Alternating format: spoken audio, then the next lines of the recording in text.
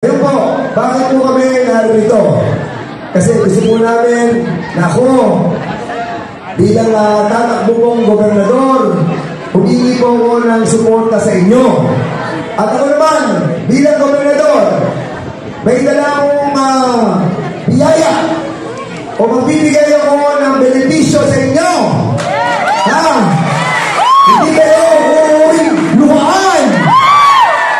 Uuring kayong may dalang pera. Aside doon sa bibigay po ni Congressman Don Ronain, ang inyong pong lingkod, pero natin personal, ibibigay ko sa inyong lahat. Pero maganda dito, hindi pa po tayo gobernador, nabibigay na po kami ni Don Don, kung pa po siya congressman.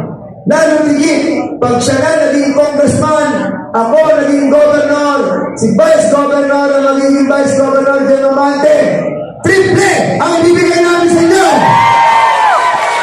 Okay po ba yun? Okay.